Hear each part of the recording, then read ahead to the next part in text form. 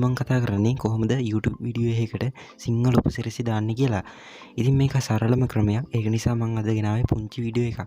මේක කරනවා YouTube video එක ටච් කරලා යට තියෙනවා දැතිරෝදේ වගේ අයිකන් එකක්. ඒ අයිකන් එක ටච් කරලා ඒක යට තියෙනවා ඔටෝ කියලා එකක්. ඒ ඔටෝ කියන එක ටච් කරලා මෙතනින් ලැන්ග්වේජ් කියන එක දෙන්න ඕනි. ඊට පස්සේ ඔයාලා මෙතනින් සිංහල ලැන්ග්වේජ් එක හොයාගන්න යටටම යන්න ඕනි. යටටම ගිහිල්ලා මේකේ සිංහල ලැන්ග්වේජ් එක හොයලා ටච් කරන්න ඕනි. සිංහල ලැන්ග්වේජ් එක ටච් කරපු ගමන්ම ඔයාලට ඩිස්ප්ලේ එකේ මෙන්න මේ විදිහට සිංහල උපසිරසි වැටිලා තියෙනවා පේනවා. ඉතින් අන්න ඒ විදිහට සරලව ඔයාලට එතනින් භාෂාව සිලෙක්ට් කරලා එහෙම සිංහල උපසිරසි දාගන්න තමයි තියෙන්නේ.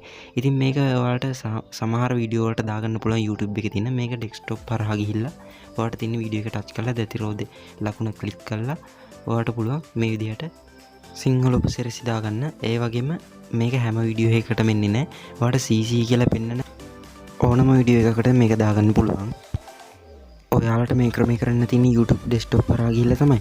හොඳයි එහෙනම් වීඩියෝ එකට like කරන්න, comment කරන්න, share කරන්න. ඒ වගේම channel එකේ තියෙන අනිත් වීඩියෝස් බලන්න. channel එක subscribe කරන්න. හොඳයි එහෙනම් තවත් මේ වගේ වීඩියෝ වලින් හමු වෙමු. අදට සමු ගන්නවා. සුබ දවසක්.